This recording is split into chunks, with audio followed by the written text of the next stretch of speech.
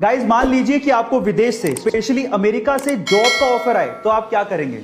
और अगर ये ऑफर नासा से हो तो, और अगर अमेरिका का राष्ट्रपति खुद आपको फोन करके जॉब का ऑफर दे तो शायद आप मना ही नहीं कर पाएंगे।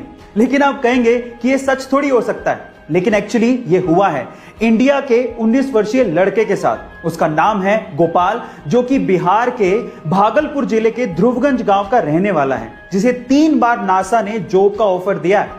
और तब के अमेरिकी राष्ट्रपति डोनाल्ड ट्रंप ने खुद ने नासा के साथ काम करने के लिए गोपाल को कहा था, लेकिन गोपाल ने तब यह कह के मना कर दिया कि वो देश में रह के देश के लोगों की सेवा करना चाहते हैं। कई बार इंसानियत की कुछ ऐसी तस्वीरें हमारे सामने आती हैं जो कि सीधे हमारे दिल को छू जाती हैं। और कुछ ऐसी तस्वीरें सामने आई इटली के एक शहर से, जहां पर रहने वाले एक शख्स को जब ये पता लगा कि उसी के ऊपर रहने वाला शख्स अस्पताल में भर्ती है और उसी के घर में उसका कुत्ता बंद है, तो उस कुत्ते को खाना खिलाने के लिए वो शख्स हमेशा गैलरी में जाता, उसे बुलाता और इस तरह से गैलरी से हमेशा उसे फीड करता।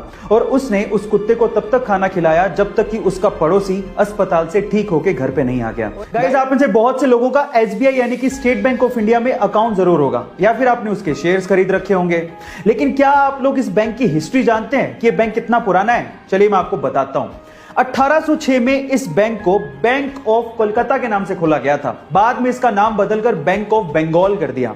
फिर bank of Bengal, bank of Bombay और बैंक ऑफ मद्रास, इन तीनों को मर्ज करके इसका नाम रख दिया गया इंपीरियल बैंक ऑफ इंडिया। और आजादी के बाद 30 अप्रैल 1955 को इंपीरियल बैंक ऑफ इंडिया का नाम बदल के स्टेट बैंक ऑफ इंडिया कर दिया गया। चाहे तो आप भी एसबीआई बैंक के शेयर्स खरीद सकते हैं, लिंक डिस्क्रिप्शन बॉक्स में गिवन है। हमारे यहां पर किसी का कुत्ता कहीं भी पोटी करे, किसी को क्या ही फर्क पड़ता है, लेकिन इटली के नेपल शहर में इससे निपटने के लिए एक अजीब सा तरीका अपनाया गया है। वहां पर हर एक कुत्ते का डीएनए टेस्ट करवाया जा रहा है, और वो भी मालिक के नाम और एड्रेस के साथ। अब अगर कहीं इटली के नेपल शहर में कुत्ते की पोटी पाई गई तो उसका डीएनए टेस्ट होगा, फिर उसके बाद कुत्ते की पहचान की जाएगी और उसके बाद मालिक को भेजा जाएगा जुर्माना, और वो जुर्माना 45,000 रुपए तक भी हो सकता है। कोरोना के इस समय में उन परिवारों को बहुत ज्यादा झेलना पड़ रहा है जिनमें कोरोना की वजह से कमाने वाले की मृत्यु हो गई है, और अगर वो कमाने वाला किसी प्राइवेट जॉब में था तो ये तो और समस्या का विषय है।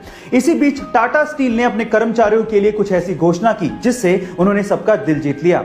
टाटा स्टील के अनुसार अगर उसके किसी भी कर्मचारी की कोरोना की वजह से मृत्यु होती है तो उसके परिवार को सर्विस के 60 साल तक पूरी की पूरी सैलरी दी जाएगी।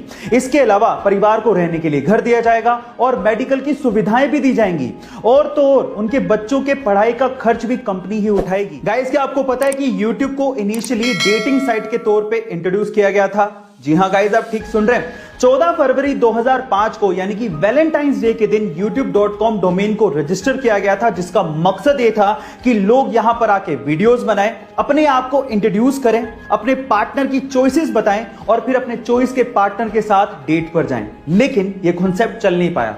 इनफैक्ट एक लेडी को $20 देने के बावजूद भी उसने वीडियो अपलोड ही नहीं की।